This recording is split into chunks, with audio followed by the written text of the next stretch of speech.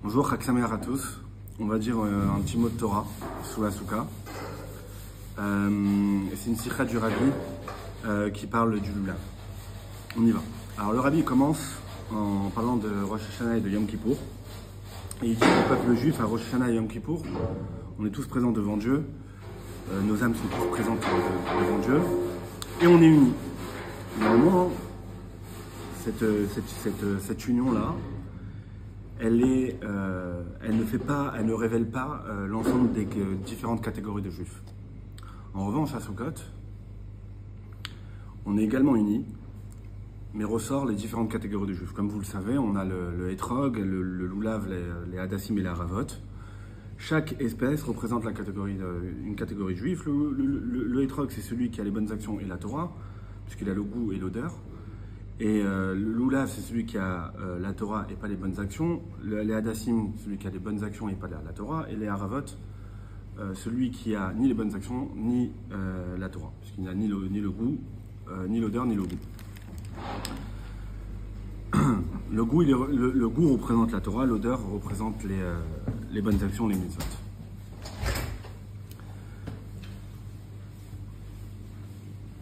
Un juif, quand il va venir étudier la Torah, ce que le Rabbi dit, ce que le Tanya dit, c'est que à ce moment-là, il va réussir à s'attacher à Dieu de manière véritable. Comment?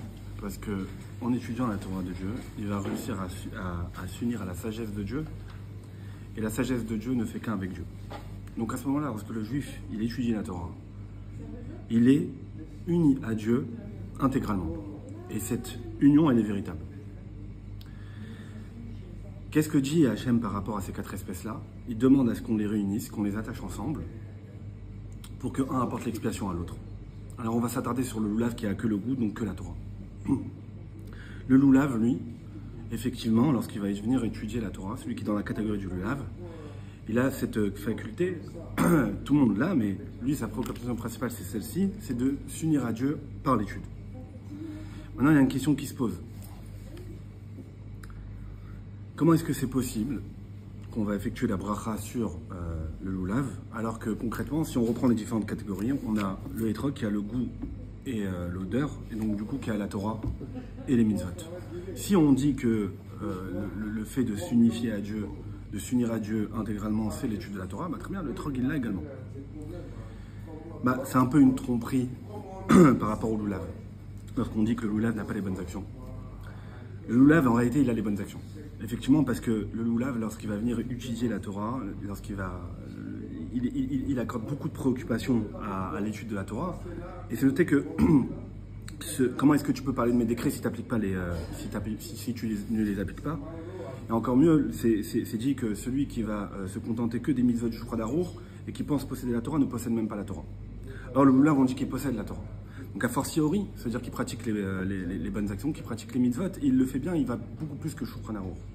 C'est quoi la différence entre les hétrog et le lulav? C'est que justement le lulav, sa seule préoccupation toute la journée, même quand il fait les mitzvot, même quand il fait mitzaïm, il pense à la Torah. C'est ça la qualité supérieure du lulav. Et c'est pour ça qu'on va venir effectuer la bénédiction sur le lulav.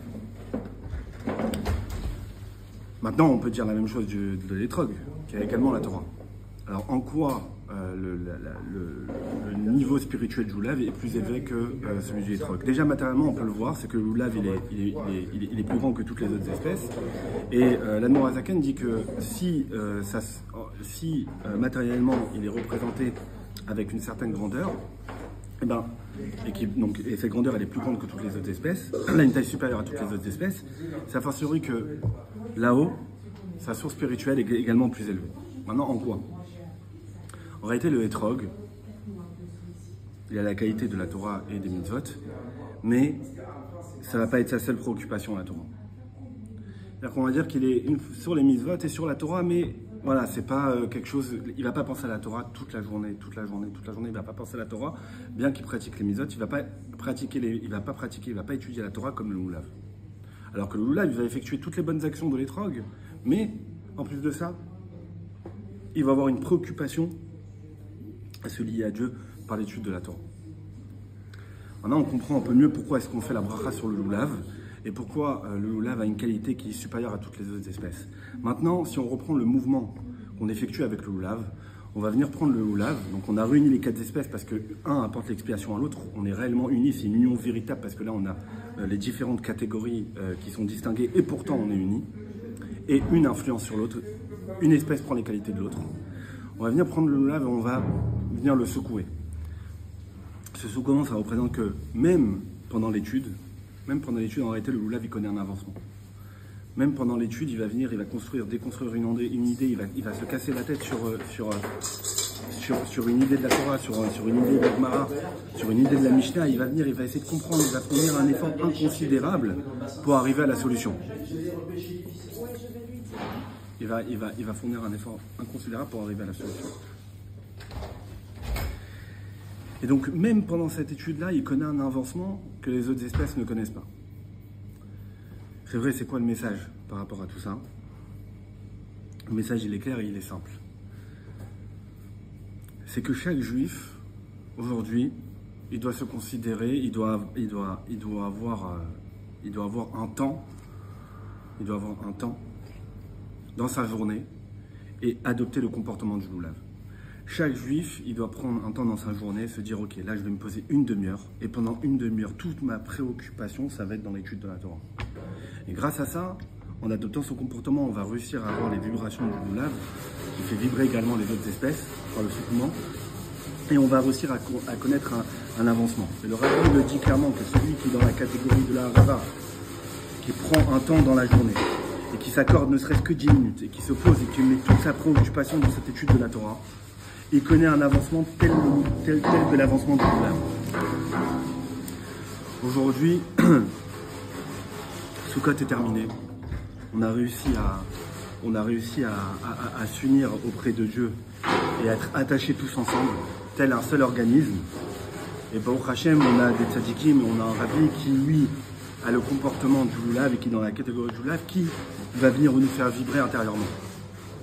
À nous de prendre toutes ces vibrations-là pendant ces jours de Moed et pendant aux fêtes à venir, donc à Shemini Atzeret et à Simchat Torah. On a une lumière qui est encore différente par rapport à cette lumière-là qu'on récupère à Sukkot.